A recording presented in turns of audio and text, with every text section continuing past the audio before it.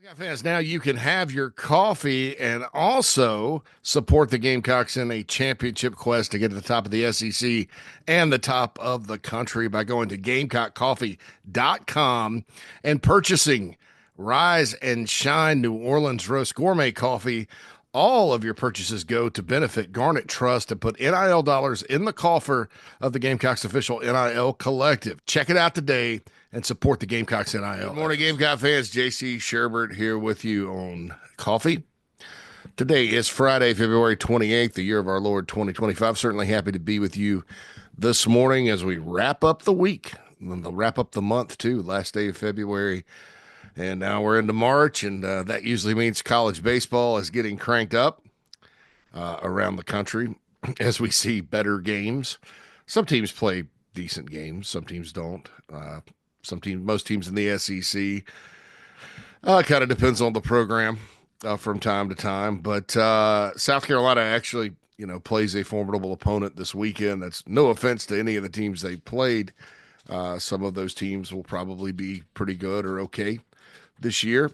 But Clemson, that's the series this weekend. The baseball rivalry, to me, has been the one when you talk about national powers and you talk about big games on big stages, which they've played in the postseason before. When you talk about, two of the top programs in the country, this one it's up there, unlike football where, we dug into it this past year in football where South Carolina has something like a 9-2 record against Clemson when they're ranked.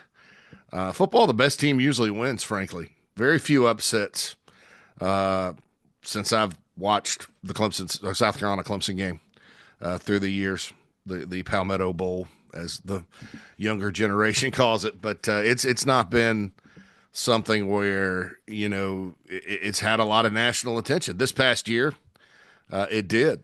I think that's good for the rivalry, good for the sport, good for the state of South Carolina. And it's good that it's not a game anymore like it was there for a while where Carolina was just kind of cannon fodder for Clemson to get ready for the ACC championship game where they play another team that they normally overwhelm, whoever that may be from the opposite division, and then move on to the playoff.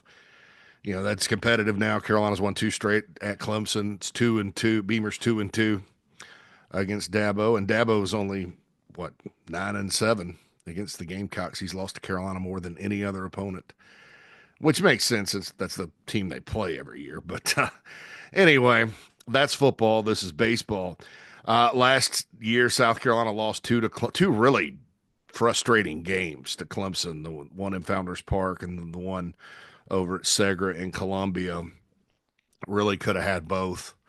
Did not. That was kind of the story of that season in a lot of ways. The final game was never made up, so Clemson won the series 2-0. This is Paul Mainieri, the new head coach at South Carolina's first Clemson-South Carolina game.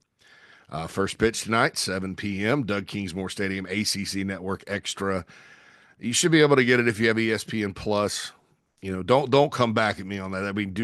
Do your own research when it comes to streaming, because sometimes I've noticed that I'll easily get something and then other people have the same platform I do and they have problems getting it because of cable providers or whatever. Matthew Becker is the starting pitcher for the Gamecocks tonight as a lefty, 2-0, a 1.59 ERA. Gotten the opportunity to meet Matt a couple of times at various events the last few years. He's a great kid, great person. And when his stuff is going as a lefty, he's really hard to hit. So hopefully he's on tonight. Clemson's pitcher is a guy named Aiden Knack, K-N-A-A-C-K. 1-0 with a 6.0 ERA. So he'll take the hill tonight. Tomorrow's announced pitching matchup, Jake McCoy, because they're moving everybody up, because Eskew's got the injury, and so he'll probably pitch Sunday. But the rotations, Becker's normally Saturday, McCoy's normally Sunday. So Sunday to Saturday with McCoy, 1-0 with a 3.0 ERA, and he will face Ethan Darden, left-handed pitcher from Clemson, 1-0 with a 1.8 ERA. good numbers for Ethan Darden, and that game will be at Floor Field in Greenville. South Carolina women's team wins last night, 75-59. Around the top 25, it's pretty interesting. And in the SEC, Tennessee and LSU have been kind of in the hunt this year. Kentucky's been really improved. Kentucky slapped Tennessee 82-58. And LSU went down to Alabama, a much improved team, 88-85. Gamecocks pulled away again from Ole Miss late, 75-59. They're 26-3.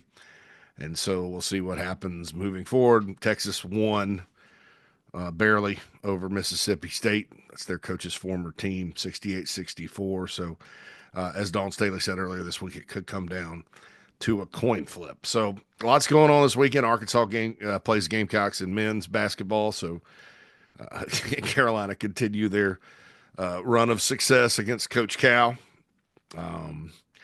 Sure would be nice. There's not much to celebrate. Not much going on with men's basketball, but these little victories, as a song I know that I like called "Little Victories" says, are nice. Beating Texas is nice and anything.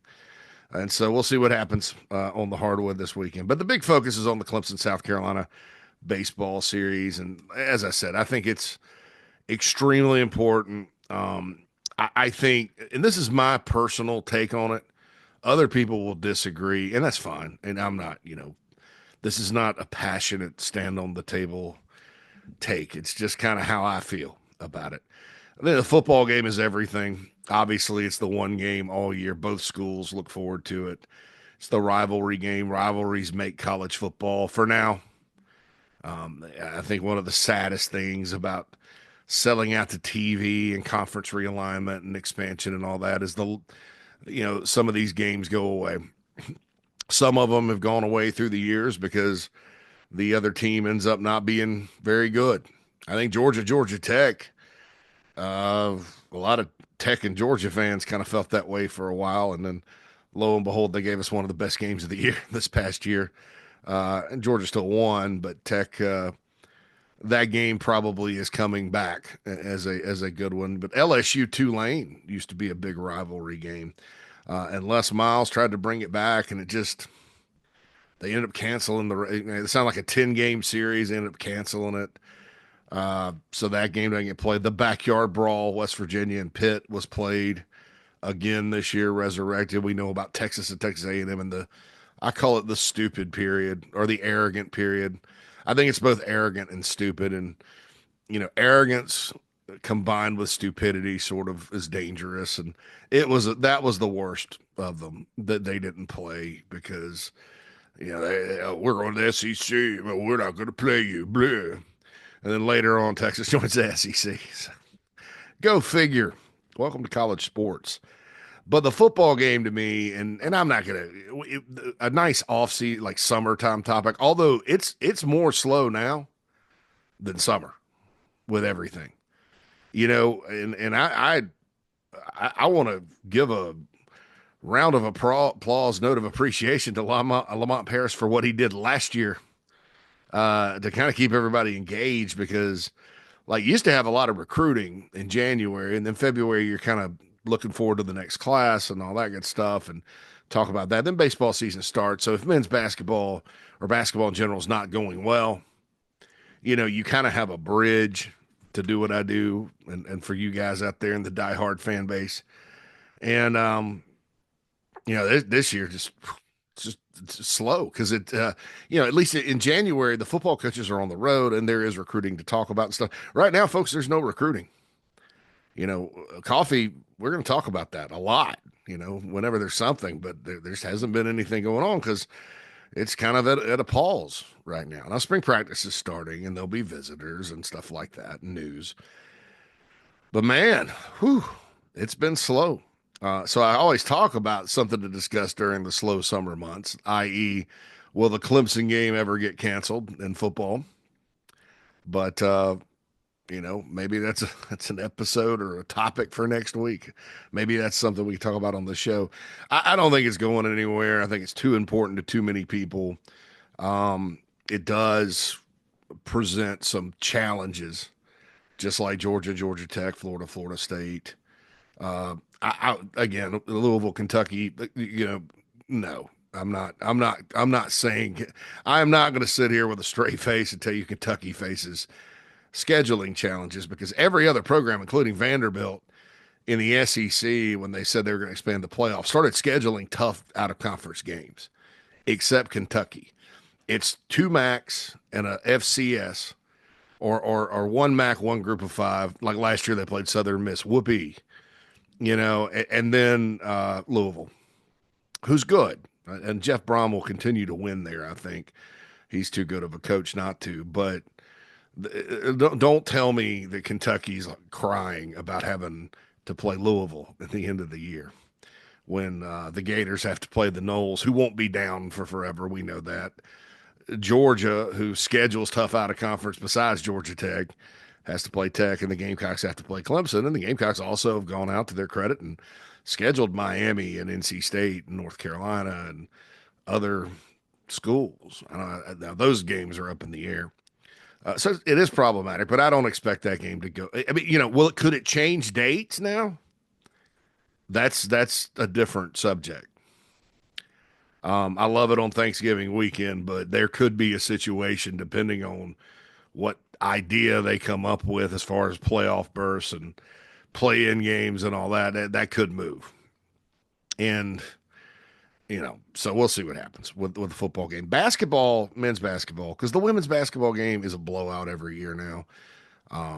They still play, but it's not a game Clemson's been able to compete in. But not many teams compete against the Gamecocks in women's basketball, so we'll just leave it at that. It's always been, to me, especially when they play in December. Now, back in the Metro Conference days, South Carolina played Clemson twice a year in basketball, and there was usually one in December and one like later in the season. One year, I think it was the last home game in late February or something during the George Felton era, and you got into it then. I mean, that was. But these days, really since the late '90s, really since Carolina got in the SEC, I think it's like this. I think it's it's good if you win. Certainly, when we talk about little victories, beating Clemson at home in basketball this year was a big moment, probably the big moment of the year for this team, before they beat Texas. Thrilling overtime game. Clemson is a really good basketball team this season, so they handed them another L, and Lamont Paris went to 2-1 in the rivalry. But for me, because they've been in the ACC, now it's flipped. The ACC is not a strong basketball conference this season. The SEC is the strongest basketball conference this season. But through history, Clemson would normally have, really up until a few years ago, a better strength of schedule than South Carolina, because, believe it or not, in the ACC, and they're kind of going through an identity crisis slash issue with basketball right now. So many good coaches have left. Not sure they replaced them with good coaches. Louisville's back up under Pat Kelsey, but if you look at the ACC top to bottom, there are a lot of what we call capable basketball programs. I mean, schools that have been to Final Fours, schools that have won national championships. I mean, they have a lot of blue bloods in basketball. So normally Clemson's strength of schedule is such that if the Gamecocks win that game, it helps the more Clemson wins. So don't tell anybody, but I'd kind of hope they'd win. I mean, I didn't sit there and have a watch party and drink beer and yell at the TV and pull for them, but you hope they could pull it out, and because it's good for the Gamecocks, because if they're in the NCAA tournament hunt or on the bubble, it helps the strength of schedule. Clemson hadn't always helped Carolina in that way, though, because there's been a couple of years where Clemson has tanked in conference play. But I do think that, the year that Carolina got screwed was an example of that. They beat Clemson in Greenville because Clemson had to play their games in Greenville because Little John was being renovated. And then that win, Clemson got off to a good start in ACC play. They beat like Syracuse, who was good, and some others. But then they collapsed like every other good team, decent team South Carolina played on the schedule, except Tulsa and Vanderbilt, who got in to the tournament, which is stupid. But that was the 2015-16 year.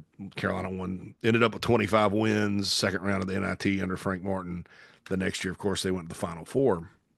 But that did not help. But regardless, the basketball part of it is sort of even when South Carolina was in the ACC, Clemson was not very good. And yes, they were the in-state rivals, and yes, everybody wanted to be them. But the North Carolina South Carolina game, or the Duke South Carolina game, or even Maryland with Lefty Driesell, way back in the '70s, that was that those ACC games, not named Clemson. Clemson was kind of a breather, honestly, for being honest, with all those other teams. So I do think it's a heated rivalry. I do think it's a game you always want the Gamecocks to win, but it's not. I don't know. You don't. It doesn't matter if they do well because it helps you, right? In football, I think most people would believe that and I don't know that I necessarily feel this way as because of what I do and because kind of how I examine things. But I would tell you that most fans would care less if Clemson went 1-11, and they actively pull against them every Saturday. And in baseball, I kind of think the same thing. I think that it's just like there's just that overwhelmingly we don't want them to succeed. We want we want to beat them, but then also them not to do well, and that makes sense. But I do think in baseball, circling back here, that both teams doing well has put a nice spotlight on the rivalry in a sport that needs spotlights. I guess and it actually is growing in popularity around the country. So Clemson, South Carolina baseball kicking off tonight. Little note there about rivalries and stuff like that. And I do like the baseball rivalry. I do. I think, and if you're South Carolina, I don't think you have anything to prove most years. I think this year would be nice since you didn't beat them at all last season. And those were such frustrating games to at least get one. I can't tell you Carolina's going to win. I don't know. I don't know that the baseball folks like John Whittle that we'll have on the show today to kind of preview it know. It's just kind of the first test each and every year. And the unknown is out there. I do think this is a good measuring stick. I don't like to use the word measuring stick for a lot of reasons, but it's a good test for Paul Maneri's team. Where expectations are not high. And I talked to somebody the other day that really was not high on the baseball team at all. I don't know. I guess there's a lot of opinions floating around out there, but I think you could. But at the same time, I don't. I think people have been excited about it, and supportive, and haven't seen too much negative. It's the first year of a new head coach. It's a national championship winning coach. So that usually gets fan bases excited. And so, I don't know that there's a lack of enthusiasm, for Carolina baseball right now. But there's a lot of opinions about kind of behind the scenes. So we'll see. We'll see how it all shakes out. I do think, Clemson, a lot of players back, a lot of proven players. They've, I think they are good. So we'll see. We'll see how it plays out. All right. I want to tell you about encapsulate.usa.com. Mushroom supplements. They're very, very potent. I said, no, potent. You don't want to say potent and mushroom, right? At the same time, that is a different connotation. They're very, very effective. How about that? Encapsulate.usa.com. Myself, Mike Morgan, we were introduced to this product, and it's been a game changer, with as far as brain clarity, focus, just being alert, active, physically active, good gut health. It's made from natural supplements from mushrooms. Go to encapsulate.usa.com. Use code JCM to get $10 off. And also don't forget, honestly, it's been a little slow with the coffee sales. I'm not going to sit here and browbeat anybody. I mean, this initiative is something that we felt that over time we would build. So there's no deadline to go by, but just keep doing me a favor. I've seen some new orders come in, and people have said, yeah, I've heard about it on the show on coffee. And so just keep spreading the word for me, folks. You know who you are. There's a good group out there that supports NIL, and that's the funds are going to be needed.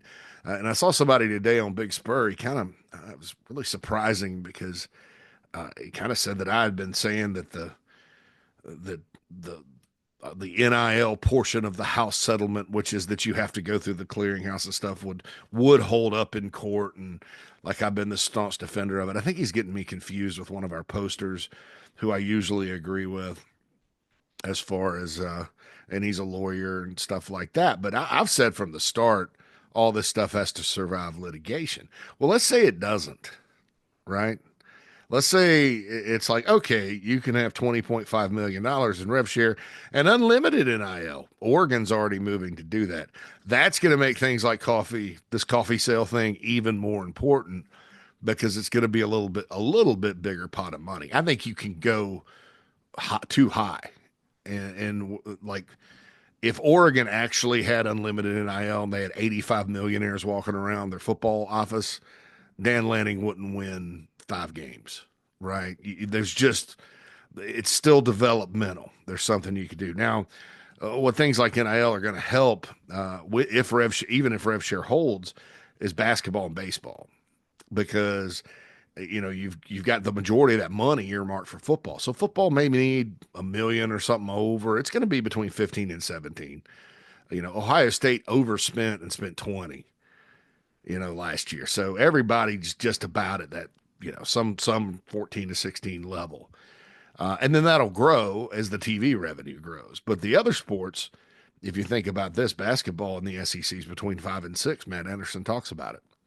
Mike Morgan's talked about it. And it's kind of funny because I've read, there was a hot seat article on ESPN.com, and there are a couple of SEC coaches on it. Matt McMahon from LSU, and he's going to be back with more NIL money. Parker Moser from Oklahoma, and they talked about Oklahoma having one of the smallest basketball NIL budgets in the SEC. And I was like, well, South Carolina's not alone in that. Guess everybody's not spending a bunch of money. But the contenders are 4 to 5, 5 to 6. And so, and then those some that aren't contending. I don't know what Vanderbilt's spending, but they're in the NCAA tournament. And I know what South Carolina spent last year, and they made the NCAA tournament. So I think though, they're in basketball, it's not to the point where football is, where it's like enough is enough. You're going to spend on your quarterbacks and your big time players, and everybody else is going to get taken care of. But you're not going to have, like I said, 85 millionaires walking around.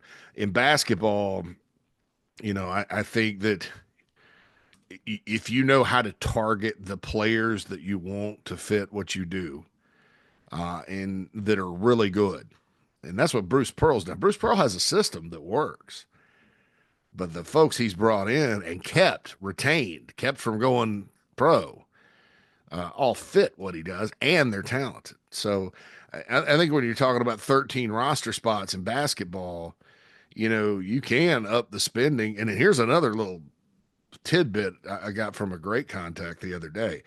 Gonzaga, which does not have football, has an $11 million NIL budget for men's basketball. Now, they're not that good. As good as they're not, that's not one of their best teams. So that kind of goes to show you. Mark Few, I've forgotten how to coach, but that's and look, guess who else has a big time NIL budget? And this was a hot seat article. Villanova, who South Carolina lost a player to. That kid was from Pennsylvania, but Villanova, and they may make a move. Guess who else has a big NIL budget? Rick Pitino at St. John's. Guess what their record is this year. So those basketball only schools, really, that's what surprised me about Duke spending all that money in football for a quarterback. Or North Carolina giving Bill Belichick whatever they gave him. Basketball's a different animal. So my point is, the coffee sales, things like that. That's what that extra NIL, those opportunities are really going to help boost that budget. And that's not just at Carolina, it's everywhere. So go to GamecockCoffee.com. Purchase your coffee. Please spread the word. So the football topic today, I feel like a preacher. Like I just got the church announcements out of the way, and I'm like, oh, ladies and gentlemen, oh my, our guy that called me out for saying something about spaghetti supper Wednesday night is gonna he may call me out on that, but no, I could probably be. I wouldn't mind in a different. If my life had taken a different path, I would have loved to have been a preacher. That's a wonderful calling and all that good stuff. But anyway, not going to get into really a religious discussion right now. I've been off track enough. But yeah, it's like okay, so today turn to this. Anyway, I wanted to talk about replacing. Oh, I do have one thing to say because I talked about the spaghetti supper on Wednesday night, and so I had to unfortunately go to a funeral. It was at a Catholic church. Irish Catholic wakes and funerals are they're an experience, especially outside of Chicago. But so we go to the church, and I look up on they have one of those announcement boards, and it says spaghetti supper Wednesday night. I caught it.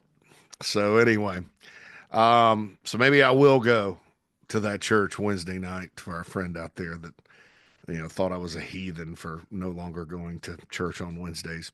I'd love to. So there's a lot of talk about the talent level departing South Carolina, and it's kind of funny because the national media hadn't really dinged Carolina on it. I mean, we remember like the basketball team, men's basketball team, going to the Final Four, and then they lost a lot of significant players, and the national media was like, "Oh, they're probably not going to be very good." And despite Frank Martin's best efforts, they were a 500 team the next year, and so they slipped back.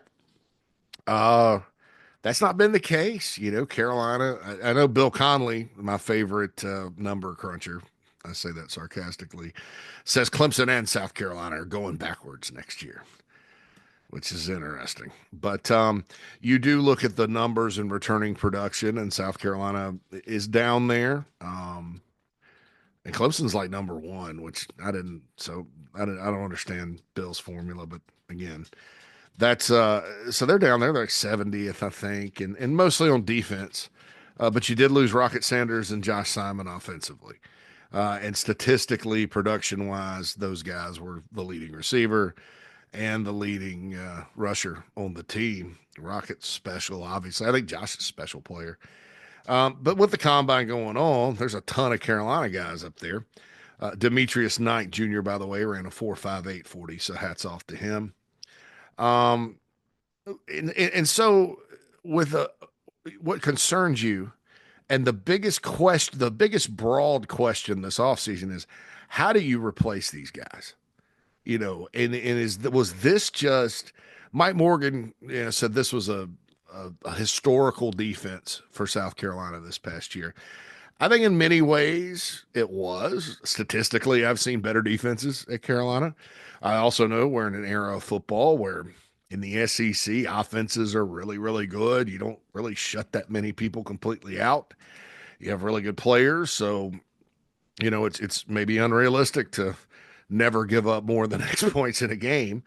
They gave up 30 to Missouri, 27 to Ole Miss, but for the most part, it's one of the best defenses here since the Spurrier era, in my opinion. So a lot of guys are gone from that.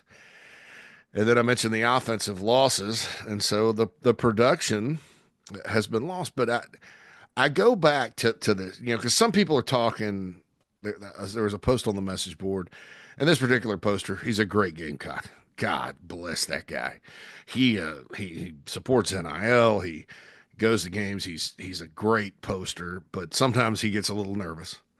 I'm not going to say who it is, but this poster gets a little nervous. And then some people agree with him, and they start talking about the 2014 defense.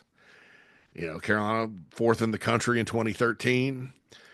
Not the best defense that year, in my opinion. Did anybody else think that the 2013 defense was good? I mean, they had Clowney, and he wasn't all that productive, and they had Kelsey Quarles and Victor Hampton hightailed it out of town. Bad decision to go pro. And the 2014 defense was historically bad and cost Carolina dearly that season. It really cost Steve Spurrier. I mean, it was some of those games were like downright unfair with how they lost them. And unfortunately, coming into that season, much like this offseason, Carolina had a lot of hype. I think they were ninth preseason in the country, 11th, ninth. They were 9 and 11 were the two numbers because they opened with A&M Thursday night, first game ever on the SEC network. And I think Carolina was ninth and an 11-point favorite. So even Vegas, um, we're going to talk about these Vegas over-under win totals that were released by BetUS yesterday on the show today.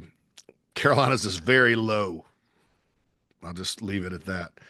Um, so you go in that season and the defense just gets creamed. They had a couple of moments. The Florida win down there against a bad offense that Muschamp and Roper had put together. The East Carolina game, ECU came in and they stopped Lincoln Riley's East Carolina offense enough in that situation. But it was just a bad year. And they didn't have players. You're talking about guys lining up that were undersized on the D line. They got no pressure. They were slow at linebacker.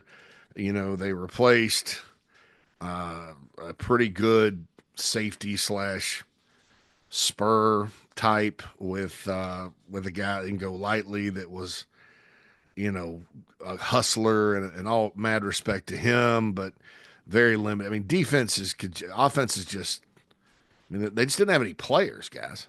No players. And so you say, well, you don't know if you're going to have players this year in 2025, man. Yeah, there's more returning as a nucleus as you think. Well, how are you going to replace all these NFL guys on defense? And so I look back, and I think that when you look back at the previously high drafts, and those were kind of the 2012 draft, 2011 draft, okay? Or I'm sorry, the 2012 draft, 2013 draft. 2011, 2012 seasons. 13 players were drafted. I think South Carolina could get to 9 or 10 this year and break the record. So the 7 was in 2012. So here are the guys that left after the 2011 season, which was the first 11-2. And Stephon Gilmore, Melvin Ingram, Alshon Jeffrey. Those are 3 of the best players to ever play at Carolina. Rokevius Watkins, who was drafted and was a very big part of the run game in 2010, and then a starting tackle in 2011. Big play man Antonio Allen, and the current D-line coach at Carolina, Travian Robertson. They were all drafted out of that 2011 team that went 11-2, and had it not been for a rough loss to Auburn and then a loss out at Arkansas. They couldn't beat Arkansas under Bobby Petrino back then. Spurrier and Ellis Johnson just could not beat him. They would have probably gone to the championship game again, and maybe been in the hunt for to win it all. That was a very good team. Jadeveon Clowney was a true freshman on that team as a backup. And Devin Taylor was on that team as well. Carolina turns around the next year in 2012. You talk to anybody, most think that 2012 team was Spurrier's best team. So you say, well, how'd you lose 3 of the best players in the history of the school, plus Antonio Allen and Travian and Rokevius Watkins, and still do that? Because other players stepped up, and they didn't have a transfer portal. So fast forward, 2012 happens. We know what happened that season with the schedule and all that. Really good football team. Dylan Thompson comes in, saves the day against Clemson. Memorable year, the hit against Michigan. So Carolina loses DJ Swearinger, a heart and soul guy. They lose Ace Sanders, their electric punt returner. Marcus Lattimore, unfortunately, got hurt that year, but he was also drafted. Devin Taylor, a 4-year starter at end. Devontae Holloman at that spur spot. TJ Johnson, who was their center. And then Justice Cunningham, who was a really good tight end for them and a good special teams player. What was the record the next year? 11-2. And that was the year where a lot of crazy stuff happened at the end, and Carolina just beating a bad Tennessee team on the road. They probably would have had their best shot since '84 to play for a national title. And so, 13 came and went, and there was a step back. I put on the bigspur.com after the Georgia game that year in 13 that 14 could be bad. And it's one of the most prophetic things I've ever said. 13, Clowney and Bruce Ellington were the only guys drafted. They did lose Hampton and Quarles, like I said, but it wasn't a historic level of talent. They just hadn't recruited very well and had some misses. There was no transfer portal. They kind of, that staff, that was kind of, when 14 happened, your Spurrier 3.0 staff is what I call it. The last staff he had there started kind of trickling in. There were only a handful of guys there that were what I would call good evaluators, a lot of dead weight, and it ended up being the disaster it was. And then by the time 15 rolled around, it really was bad. And, they left Muschamp with 23 guys that could basically play dead in a movie, or 23 guys that were worth playing in the SEC. And that came from the former staff. And so, I mean, if you look, when Muschamp got there were like 27 guys that left the program, and I think only 4 of them ever played college football anywhere again. They just left the sport. So there was an erosion taking place underneath all that. Now, is there an erosion taking place right now? I don't think anybody logically would say that. Because Shane Beamer, Steve Spurrier cared about recruiting, but the guy needed an army of assistant coaches to go help. And that was the secret sauce. And why they ended up winning all those games and had all those good players is because he had guys like Beamer for a while, like G.A. Mangus, like Jay Graham that could go recruit. Ellis Johnson and Lorenzo Ward tag team in the Rock Hill group. They were very good at what they did as far as getting players. And I think they just replaced them with guys that couldn't, or that maybe made some terrible decisions. We can get that. That is an off-season topic, but I don't see signs of that under Beamer. Number one, he hadn't had the staff turnover that Spurrier had. A lot of these guys, Torian Gray, Clayton White, they've all been here the whole time. That tends to help your recruiting because of relationships. You have guys that are really go-getters that love it. Beamer himself is actively involved. That goes a long way. Plus, it's an NIL era, and so that's a factor. So, and then you have the transfer portal, and so in conclusion, there is precedent around here for losing good players and following it up with a good season. There's not there's nothing that says now. There's been good teams that have followed up with bad seasons. I mean, in '02, after the second Outback Bowl. That happened. Mike Morgan, purveyor of sunshine, brought that up yesterday. There have been, situations where, Will Muschamp went 9-4 in 2017, a lot of momentum, really lost too much on defense. We just assumed the defense would, replace players with players, and because it was Will Muschamp, it'd be pretty good. That defense was bad, already bad, and then injuries really kind of, I guess, made it even worse. Carolina had to win with offense that season. And they went 7-6. They took a step back after a 9-4. So they have been backwards times, which is, sometimes that's normal. But, I look at the nucleus of players South Carolina has coming back. The 2014 team didn't have a Dylan Stewart coming back. Clowney had gone. The 2014 team didn't have a player in the secondary even close to Jelon Kilgore. They didn't have a Vakari Swain waiting in the wings to start. They didn't have a 2-year starter in Judge Collier, who's kind of a Jimmy Legree type that came from in-state and has played well. They didn't have a Fred Johnson waiting in the wings at linebacker like they do. They couldn't go to the portal and get Sean Murphy and Justin Okoronkwo or Brandon Cisse or Miles Norwood, and then offensively, the 2014 offense was really good, but you do have players that can come in and replace Rocket and Simon, God willing, and the creek don't rise, right? So I think it's a different situation. I say all that to say this in conclusion. We're going to find out if this past year's team that went 9-4 and was a bad call away from a playoff berth and a trip to Atlanta and all those wonderful things, and the historical defense and that Mike talked about and all that, we're going to find out if that's a blip in the radar, blip on the radar, sorry, blip in the radar, on the radar, and if that's sustainable, right? If the Tanner plan that I've talked about is actually what's occurring and it wasn't just a moonshot where everything fell your way. As Mike says all the time, again, I've quoted him a lot. Other teams aren't just standing still. They're working on optimizing their roster as well. So we're going to find out. We're going to find out. And I'm not saying that there's a magical win bar that you have to cross. Right now it's the end of February. We don't know about injuries. We don't know about second portal period. We don't know a lot to say, all right, well, if they don't, they should win 8 or 7. I don't even know if you can tell that like in August. I don't even know if you can tell that in September. It's a crazy game. But so I'm not hanging any kind of, they have to do this or that or the other as far as outcomes go. But you'll be able to tell.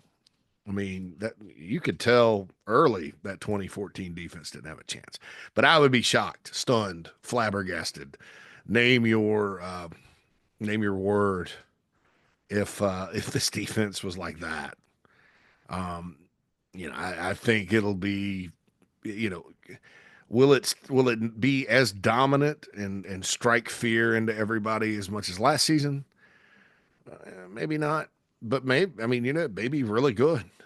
Apparently there's been talk that they think they'll get more sacks this year. So we'll see. I know when you have 6 on defense, Dylan Stewart, that in and of itself is a very, very strong starting point. So we'll see what happens. But just wanted to bring up that draft history. This program has lost good players before and continued to win. This is not some unprecedented. And it was, within the last 15 years. So this is not some unprecedented, oh my God, this is the one shot and they blew it, blah, blah, blah, blah, blah. I think, I can't tell you they'll be in that position, the same position next year. Hopefully not. I would rather, well, I don't know. I'm not going to say that. I was going to say I'd rather be, heading to the Vegas Bowl or the Charlotte Bowl and just know you're not in the playoff than what happened last year where you're at the mercy of, whatever things you can't control, I guess. But I think for the program's sake, even if they're in the hunt and don't make it next year, it's you're still knocking at the door, and that's where you want to be because that helps with recruiting and everything else. So we'll find out about a lot, here moving forward with the season, but did want to point that out that even though this is a big draft class and even though they are losing a lot of talent, legit talent, that